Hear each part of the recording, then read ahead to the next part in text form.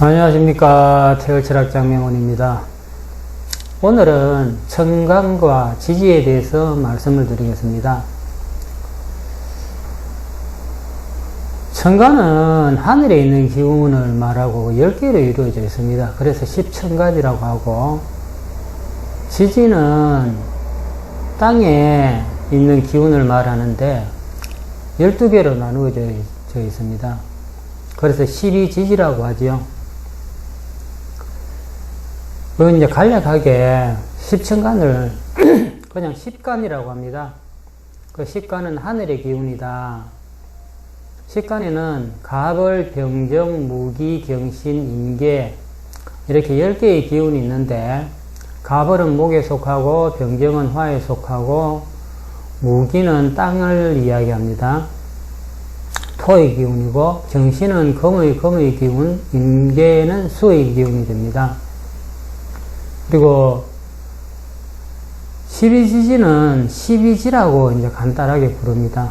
12지는 땅의 기운을 말하고, 인묘는 목에 속하고, 지는 토에, 사오는 화에, 미는 토에, 신유는 금에, 술은 토에, 해자는 수에, 축은 토에 속해 있습니다. 이 토가 인묘 진에 들어가 있고, 사오 미에 들어가 있고, 신유 술에 들어가 있고, 해자 축에 들어가 있는 거는 이 계절의 변화가 이 토의 힘을 빌어서 하기 때문에 각 계절마다 하나씩 변화되는 시점에 이 토가 들어 있습니다. 그러면은 이 10천간과 12지지가 어떻게 해서 형성이 되는지, 뭘 가지고 이야기를 하는지에 대해서 지금부터 살펴보도록 하겠습니다. 먼저 12지지를 보겠습니다. 여기 태양이 있고 지구가 있습니다. 지구가 이렇게 자전을 하지요. 자전을 하면은 이쪽 해가 제일 먼저 받는 쪽이 이쪽이 됩니다. 여기. 그러니까 이것은 우리가 지구 안이 내가 땅에서 보는 게 아니고 저 멀리서 바라볼 때 모습이 됩니다. 요 묘의 자리가 아침에 해가 뜨는 자리가 되고, 진사, 오가 정오가 되고, 신유, 수리, 유가 이제 해가 지는 시간이 되고, 해자축 밤으로 가지요. 그런데 우리가 이제 쓸 때는 이렇게 이쪽에 쓰는 게 아니고, 이제 묘가 이쪽으로 가 있지요. 동쪽이 이쪽이 되고, 서쪽이 이쪽이 됩니다. 그 반대로 해서 이제 우리가 기재를 하고 있는데, 그것이 이유가 있습니다. 무슨 말이냐 하면은, 왜 이쪽이 묘가 되느냐. 명리학이란 것은 사람이 어떻게 살아가는지의 모습에 대한 학문이 됩니다. 그리고 땅을 기준으로 이 기운을 이야기할 때는 땅에 있는 것은 고정이 되어 있습니다. 그러니까 땅이 움직이는 것이 아니고, 태양이 여기서 떠서 이렇게 지는 그런 모습이 되는 것이지요. 그래서 실제는 이것처럼 지구가 돌아가는데, 땅에서 바라보면은 나는 고정되어 있으니까, 땅 위에 가만히 있으니까 이 태양이 이렇게 움직이는 모습이 됩니다. 그래서 이 묘시, 여기가 아침에 5시 반에서 7시 반 사이가 됩니다. 우리나라 시간으로. 그때 해 뜨는 시간이 되고, 오가 정오가 되고, 유가 저녁 시간이 되지요. 저녁이 되고, 자시가 한밤중이 됩니다. 그래서 여기 자축, 인묘, 진성음미, 신유, 수레란 요 글자가 이렇게 붙은 것도 그냥 붙여놓은 게 아닙니다. 이게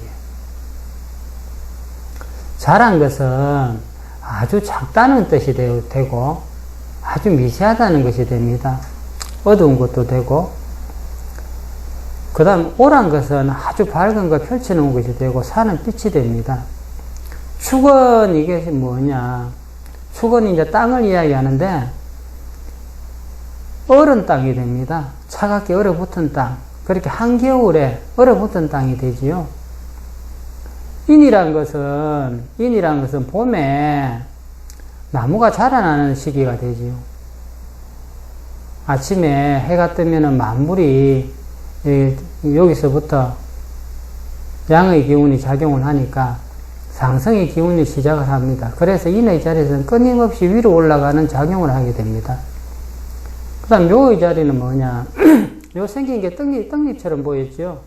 그리고 자라난 기운이 묘의 자리에 오면 잎을 옆으로 펼치게 됩니다. 그래서 묘월이 되면은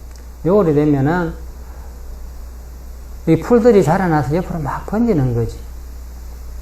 그 진의 자리는 요것은 봄 땅이 되죠. 봄 땅이 되니까 봄 땅에 아주 풀이 무성하게 자라가지고 여름으로 넘어가는 시기가 됩니다. 그 사의 자리, 여기서는 사를 우리가 땅 위에서 이야기하면은 요건 빛이 밝은 자리다, 햇빛이 밝은 자리다가 됩니다. 사를 빛이라고 오를 일이라 하거든요. 그렇게 사시가 되면은 세상이 환하게 되니까 사람들이 움직이고 오고 가는 그런 모습이 됩니다. 오는 오의 자리에 가면은 이게 열이 많이 생깁니다. 태양빛이 내려와서. 그래서 오가 되고, 미는 한여름에 땅이 되지요. 더운 땅이 되는데, 그 온육기에 보면은 요 태음 섭토라고 합니다. 요 왜 섭토냐? 여름에는 날이 습해집니다. 땅 안에 있던 수분들이 열을 받으면 다 공기중으로 올라가기 때문에 날은 더운데 고온 다습하지요. 그래서 요 자리를 섭토라고 합니다. 땅이. 그 다음에 이제 신의 자리에는 요거 수축하는 자리가 됩니다. 요 글자가 보면은 밖 가운데 기운이 땅 밑으로 들어가는 자리가 되지요. 태양의 빛이 멀어지면은 오후 시간이 되고, 그 다음에 가을이 시작되면은 땅이 식기 시작하고, 요 공기들도 다 냉각이 됩니다. 그래서 신을 요 수축작용을 한다. 이래서 안으로 갈무리 한다. 단단해진다고 하죠. 유의 자리는 저녁에 해가 지는 자리입니다. 유의 자리가 이 보면 서의 자리에서 보면 하나 더 꺼놓은 게 서의 자리가 되고, 앞에 물 숫자를 붙이면 술주자가 됩니다. 이게 뭐냐면, 이건 저녁에 해가 지면 집으로 돌아와서 쉬는 휴식 공간이 됩니다. 여기가 쉬는 자리가 되고, 가을에 추수하는 자리가 됩니다. 그리고 먹을 게 많지요. 먹을 것 많고, 가을에 곡식이 추수를 해서 풍성하니까 먹고 놀고 즐기고 하는 그런 자리가 됩니다. 술의 자리는 가을이 마무리되는 자리고, 이게 양의 기운이 태양이 여기서 인에서 장생을 해서 이렇게 가면 술에 인묘를 합니다. 인에서 기운이 시작되면 술에서 이제 태양의 기운이 거친다는 게 되지요. 그 술토는 이게 뭐냐? 토 안에 태양의 기운이 들어가면 땅 속에 들어가 있는 양기가, 한 줌 양기가 이렇게 다음에 여기 이제 올 수 있을 때까지 땅이 겨울을 지나고 한밤을 지나면서 완전히 얼어버리면 생명이 살지를 못합니다. 그래서 그 생명을 유지시키는 보온장치를 해서 이렇게 넘어가는 겁니다. 땅의 기운을 넣어가지고. 그래, 해의 자리, 여기는 보면은, 이제 음이 시작돼서, 물의 기운이 강해져서 땅으로 모이는 자리가 되죠. 그 자의 자리는 다 모여서 정체된 자리입니다, 여기가. 그래서 주역에 보면 자의 자리를 여기 구덩이 감자라고 하죠. 물이 모인다, 이라고. 명약에서도 임은 호수라이라고, 자는 자를 이렇게 하고 고인물이다, 이렇게 합니다. 해는 흘러가는 물이다. 정체된 자리다. 그렇게 해서 지지의 12자리가 그냥 정겨진 것이 아니고, 요 다 글자마다 다 나름의 뜻이 있습니다. 그래서 요 자리에 천간에 있는 기운들이 갔을 적에 그 기운들이 어떻게 된다. 이제 요렇게 우리가 보는 것이죠. 12지지는 왜 이제 이걸 써놨느냐. 지구에 자전을 하면은 이쪽이 해가 뜨니까 동쪽인데 왜 이쪽을 동쪽이라 할까? 이제 그런 부분에 의문을 갖는 분들도 있고, 이런 부분에 대해서 내가 시간적, 공간적으로 먼저 이해를 하고 넘어가야 나중에 갔을 적에 기초적인 이론에서 내가 혼선이 안 오게 됩니다. 그렇지 않으면은 이것이 다 똑같은 글자로만 보게 되거든요. 다음, 이제 천간입니다. 천간은 10개가 있는데, 천간도 이 두 가지로 나누어집니다. 선천의 식간이 있고, 후천의 식간이 있습니다. 그래서 선천, 후천이 뭐냐? 선천의 식간은 기운의 식간입니다. 제일 먼저 지구가 이렇게 자전을 하면은 태양과의 상관관계에서 기운의 변화가 생기지요.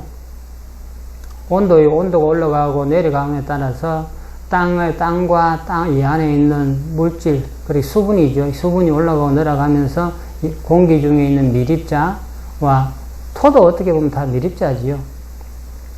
이 토가 미립자로 하늘 올라와 있는 것을 공기 중에 미립자가 되고, 이것들이 내리면은 먼지지요. 그죠? 땅에 내려가면은 단단하게 굳으면은 땅이 됩니다.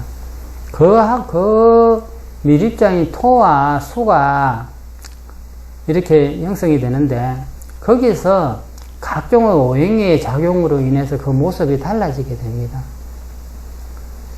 그래서 선천의 식간은 기의 식간이라고 합니다. 그래서 양은 손행하고 음은 역행한다. 양은 기이고 음은 질이다. 이렇게 이야기합니다. 그래서 이걸 보면은 이렇게 돌아가면은 땅에서는 보면 여기에 을이 있는 자리에 목이 먼저 생깁니다. 상승 기운이 생기고 땅에, 그 다음에 땅에 보면 열이 생기지요. 정오가 되고 여름이 되면 열이 생기고, 그 다음에 가을이 되고 저녁이 되면은 태양에서 멀어지니까 여기에 서리가 생기고 한기가 생깁니다. 그리고 반대쪽에 가면은 이 땅 안에 있는 어떤 수분들이 얼어붙죠. 땅에 얼어붙고 다 땅 속으로 들어가게 됩니다. 이게. 그래서 음은 질이다. 양은 기다는 건 뭐냐면은 태양이 여기서 이렇게 돌아가잖아요. 태양이. 그렇게 이쪽에 태양이 돌아가는 이쪽에 갑이라는 게 생깁니다. 상승의 기운이죠.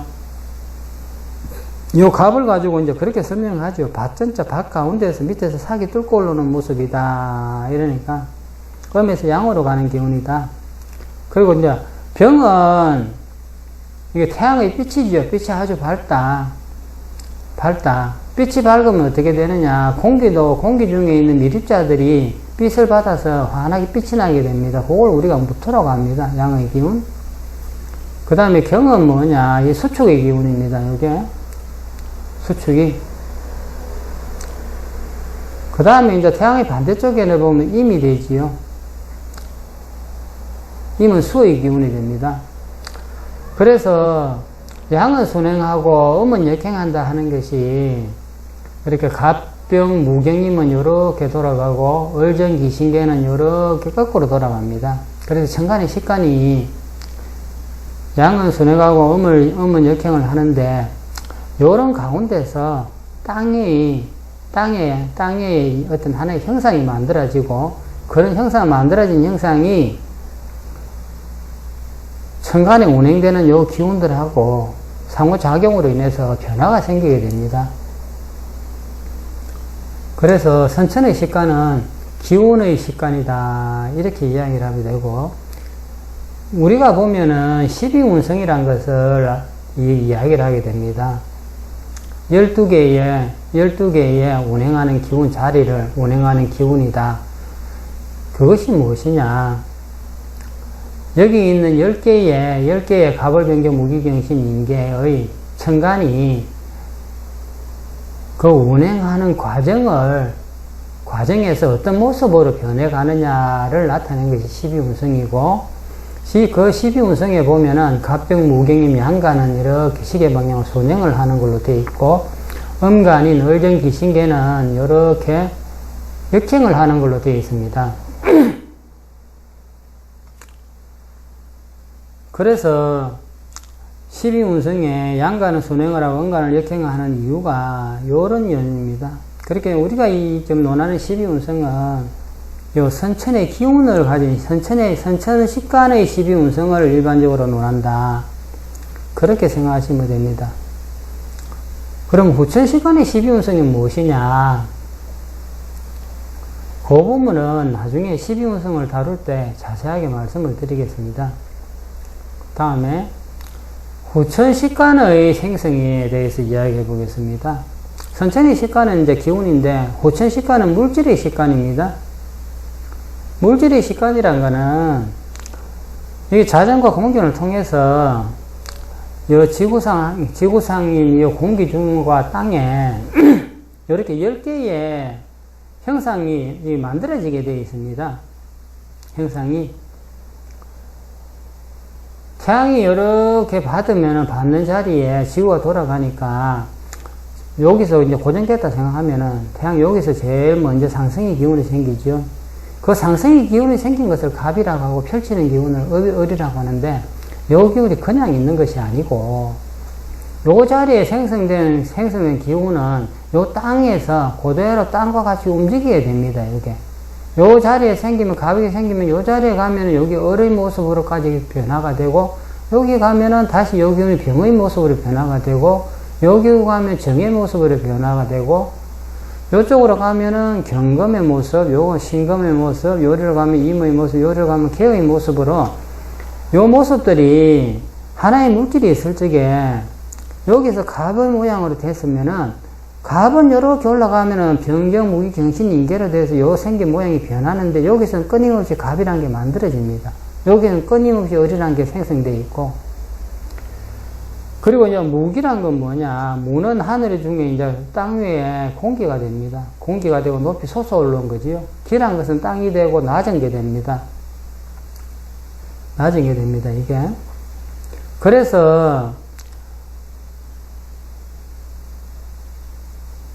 이 지구의 자전과 공견을 통해서 요 땅 위에 만들어지는 10개의 움직이는 기운들이 있습니다, 요게. 10개의 기운들이 있습니다. 요 기운을 이래 후천식간이라고, 물질의 식간이라고 합니다. 요 물질의 식간을, 요 선천의 식간하고 오행의 성질은 같은데, 선천의 식간은 기의 식간이고, 물질의 식간은, 후천의 식간은 물질의 식간이기 때문에 이걸 같은 글자다, 같은 것이라고 생각하면은 조금 오류가 생기겠죠. 왜냐, 우리가 명리학이란 것은 이 물질의 식간에 대해서 논하는 학문입니다. 여기 선천의 식간에 대해서는 세상에 운행하는 기운이 됩니다. 그렇게 이 물질의 식간이, 이 선천의 식간이 운행하는데 어떤 작용을, 영향을 받느냐를 논하는 것이 이 사주 명리학이 됩니다. 그렇기 때문에 이제 물질의 식간에 대해서 먼저 공부를 다 하고, 그 다음에 이 물질의 식간이, 선천의 식간이 어떻게 이 물질의 식간이 작용을 하느냐. 왜냐, 선천의 식간이 작용을 함으로써 물질의 식간이 만들어졌기 때문에 내 하나의 만들어진 물질의 식간은 시간과 공간 속에서 작용하는 선천의 식간에 의해서 이 모습이 변화를 하게 됩니다. 그것을 우리가 운이라고 하죠. 이제 이 물질의 식간을 이렇게 배치를 해봅니다. 후천 식간의 배치, 물질의 식간의 배치입니다. 요거 보면은 요걸 땅이라고 합니다. 땅에.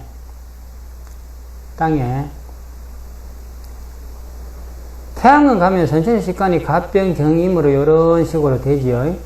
해가 뜨고 올라가고 날아가고 하는데 이제 갑병, 경임이 되는데, 땅 안에는 여기 어떤 기운이 되어 있느냐 보십시오. 정화는 뭐냐, 제일 먼저 태양의 빛이 땅을 만나면 땅의 기운이 축축돼서 열이 생깁니다. 그것을 우리가 정화라고 합니다. 정화, 열이라는 거죠. 열, 따뜻한 기운이다, 열이다. 그럼 병화는 뭐냐, 여기 빛이 됩니다. 무토는 공기가 되고 또 산도 됩니다. 높은 자리에 태양을 빛을 받는 산이 되는데, 병화는 빛이 되고 정화는 열이 됩니다. 열이 되는데, 병화의 빛은 공기 중에 무토와 동조를 하고 같이 해야 되는 거죠. 정화는 기토화 됩니다.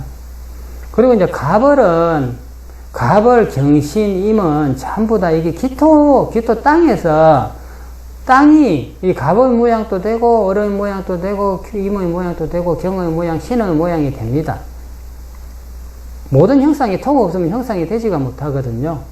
단지 그 형상이 갑의 기운을 많이 가진 형상이다. 을의 기운을 많이 가진 형상이다.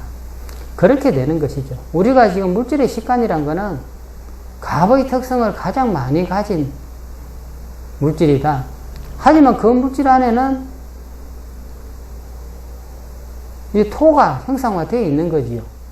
그리고 사주팔자를 볼 적에 우리가 일간이다 이러면 갑일간이다 하면 요 갑이 되는데 나머지 글자는 뭐냐? 갑이 혼자만 이렇게 기운을 앉아서 형상화되는 게 아니고 요 갑에는 다른 기운들이 다 작용을 하게 되어 있습니다. 단지 갑의 기운이 가장 많고 크다. 그래서 주변의 기운이 어떠냐에 따라서 이 갑이 어떤 모양으로 존재하느냐가 됩니다. 그게 우리가 이야기하는 사주팔자의 모양이 됩니다. 그 다음에 이 개수를 여기도 적고 저기도 적어놨잖아요. 이 개수는 뭐냐? 하늘로 올라가면은 개수는 안개가 되고 이슬이 되고 공기 중에 머무는 수분이 되고 땅에 내려와서 태양의 빛이 멀어지면은 땅 속에 땅을 단단하게 만드는 수분이 됩니다. 겨울 되면 땅이 얼음처럼 되면은 얼음 굳으면 딱딱하잖아요. 그게 뭐냐? 땅의 개수가 냉각을 시켜주기 때문에 이 땅이 단단하게 굳은 것이지요. 그래서 이 개수는 공기 중에 다 있다. 그래서 이 무토하고 개수는 합을 한다는 게 이런 이야기입니다. 무토, 공기 중에 개수는 항상 같이 존재를 하는 것이죠. 그래서 요 그림을 잘 보셔야 되는 게 요 갑을 병정, 무기, 경신, 인계가 있을 적에 우리가 보면은 사주명리학을 할 적에 병화를 태양이다, 개수를 비다, 무토를 산이다, 정화를 열이다, 불이다, 기토를 땅이다. 임수는 이 개수가 땅에 고여서 모습을 갖춘 거라서 임수를 우리가 호수다, 연못이다, 바다다 이렇게 이야기를 하는 것이죠. 그리고 개수는 하늘의 비라고 하고 갑은 나무다, 을은 초목이다, 경금은 바위다, 신금은 자갈이다, 보석이다 이렇게 형상화시켜서 이야기할 수 있는 것이 이런 연유로 인해서 하나의 형상화를 시키는 것이죠. 그래서 이 갑이 어떻게 되느냐, 이 갑이란 게 내가 갑이라는 걸 일간을 타고났다. 그러면 주변 환경이 어떻게 되어 있느냐, 그것을 보는 것이 요것이고, 그 다음에 우리가 운이라고 하죠. 어떤 운이 왔다.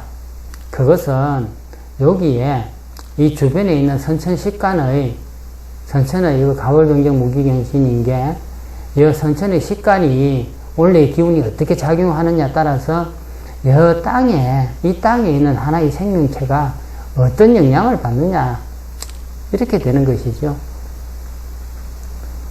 그 관계를 살피는 것이 사주명리학이 되겠습니다.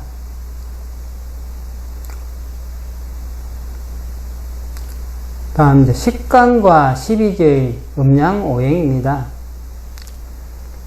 그 모든 것이 이제 음과 양으로 나눠지면서 그 특성을 구분을 해놔야 우리가 그 특성을 가지고 이 특성이 어떻게 변화하는가를 알 수가 있습니다. 천간은 10개가 있는데 갑을, 병정, 무기, 경신, 인계가 있는데 이제 양간이 있고 음간이 있습니다. 양간은 갑병, 무경임이 있고 음간은 을정, 기, 신개가 있습니다. 자, 앞에 그림에서 설명을 했지요. 그래서 갑을 목의 기운이 가장 강하다, 목이다. 병정을 화의 기운이 강하다. 무기를 토의 기운이 강하다. 경신을 금의 기운이 강하다. 인계를 수의 기운이 강하다고 하는 것이죠. 그래서 요거를 양이다, 음이다 하면은 갑은 양목이 되고 을은 음목이 됩니다. 병은 양화가 되고 정은 음화가 되고 무토는 양토가 되고 기는 음토가 됩니다. 경금은 양금이 되고 신은 음금이 되죠.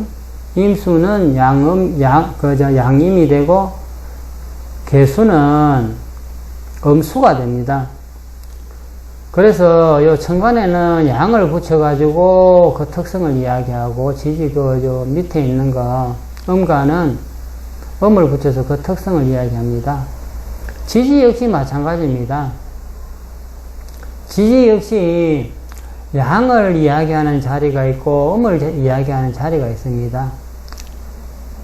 원래는 여기 자에서부터 지금에서 한 번은 양하면 한 번은 음하고 이래서 양음, 양음, 양음, 양음 이렇게 해서 한 바퀴 도는데, 여기 이제 오행을 이렇게 배치를 하려고 보니까 내가 순서를 좀 바꿔놨습니다. 그렇게 인묘는 목이 됩니다. 그 다음에 오와 사는 화가 되고, 진술과 미축은 토가 됩니다. 신과 유는 금이 되고, 자와 해는 음이 됩니다. 근데 여기서 양은 양과 반드시 짝을 하고, 음은 음과 반드시 짝을 합니다. 그렇게 양은 양의 자리에서만 머물고, 음은 음의 자리에서만 머무는데, 요것을 차례대로 짝을 지어보면 몇 개가 나오느냐? 60개가 나옵니다. 그렇게 그걸 가지고 60갑자라고 합니다. 이렇게 음양의 순환이, 음양의 순환, 음간과 양간의 순환이 갑자부터 시작해서 다 끝나면 마지막에 개해로 갑니다. 그래서 어떤 분들은 이게 이제 이 음양을 완전하게 구분을 해놓고 그대로 적용을 시키는 것이 가장 합당하다고 봅니다. 어떤 분들은 보면은 천간 밑에 있는 거하고 위에 있는 것이 기운이 바뀌기 때문에 우리가 보면은 육신이라고 있습니다. 육신은 그 6개의 신하다. 이래서 나와 다른 간지, 다른 천간들의 상호관계 또는 나와 다른 지지의 상호관계를 이야기할 적에 이렇게 음양을 구분을 해놓은 거 요 그대로 갖다 적용시키면은 제일 간단합니다.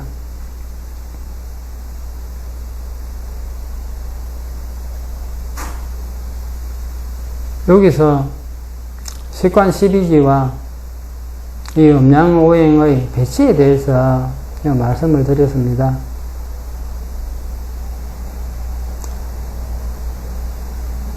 식관 12지가 어떻게 해서 생기고, 뭘 가지고 식관이라 하고, 뭘 가지고 12지라 하고,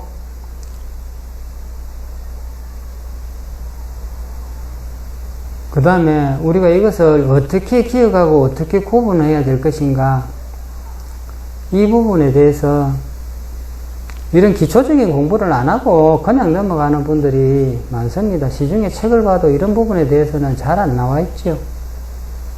그냥 하도 낙서거려가지고 목화토금수 오행해서 상생상극해서 가니까 나중에 가면은 내가 기초적인 어떤 자연의 운행에 대한 개념이 잘 정립되어 있지 않으면은 나중에 명제를 보고 어떤 해석을 할 적에 그 해석의 폭이 지극히 좁아지게 됩니다.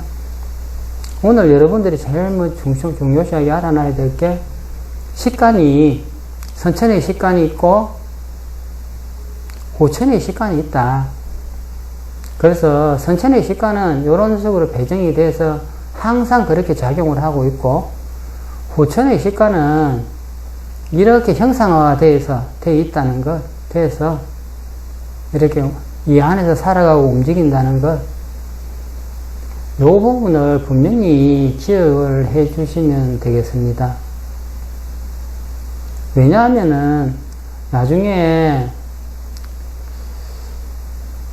보통 보면은 이걸 배울 적에 자평진전의 이론을 가지고 많이 배우지요. 오행의 상생상극을 해서 신강신약을 가지고 그 다음에 격국을 따지고 조우를 따지고 업구를 보고 이런 식으로 공부를 해가 나가는데 지금 마지막 단계에 가면 뭘 해야 되느냐. 명리학은 자연학입니다. 자연학.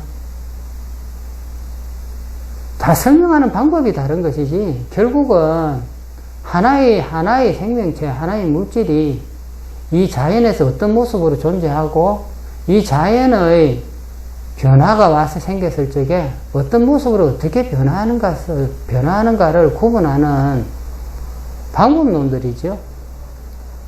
그래서 이 자연에 대해서 이해를 하려면은 이 후천식관에 대해서 내가 개념을 다 잡고 넘어가야 됩니다. 후천식관과 선천식관의 구분, 그 차이점이 뭔가, 그걸 알았을 적에 나중에 흔히 가면은 이런 걸 가지고 다 이제 물상이라고 이제 이야기를 많이 하지요. 뭐 공통보감, 난강망 뭐 이렇게 이야기도 하고 물상론이라고 하는데, 저는 물상론과 이거 자연학의 자연론하고는 조금 다르다고 봅니다.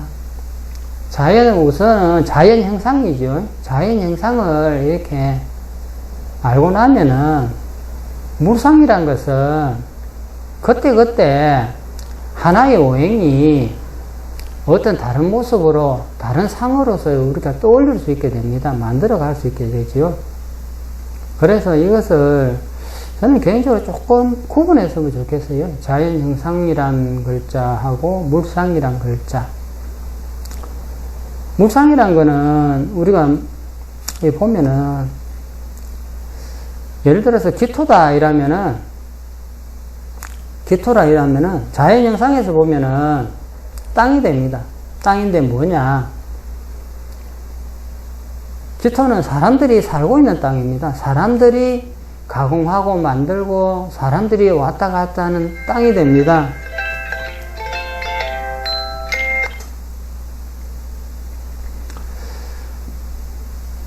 이 땅이 되는데, 그래서 그 기토를 밭이라고도 하기도 하고 길이라고 하기도 하고 이렇게 하는 것이거든요. 그리고 집이라고 하기도 하고 가게라고 하기도 하고, 이렇게 집이다 가게다 밭이다 하는 것은 그것은 물상에 들어갑니다. 그런데 자연형상은 일단 기토는 땅이라는 것을, 땅이라는 기본 개념을 가지고 가야 됩니다. 어떻게 보면은 큰 차이도 없고, 어떻게 세분화시키면은 이게 결국 그게 그 말이지만은 자연형상에 대한 기본적인 개념이 없이 이게 물상을 논한다고 해서 막 갖다 붙이는 경우가 있어요. 그 자연의 형상에 기본적인 바탕을 두지 않은 이 하나의 형상을 가지고 막 이렇게 논하고 그걸 가지고 막 감명을 하고 이러는 경우가 있는데, 그러다 보면은 이게 오류가 생기는 거죠. 잘 안 맞게 된다는 것이죠.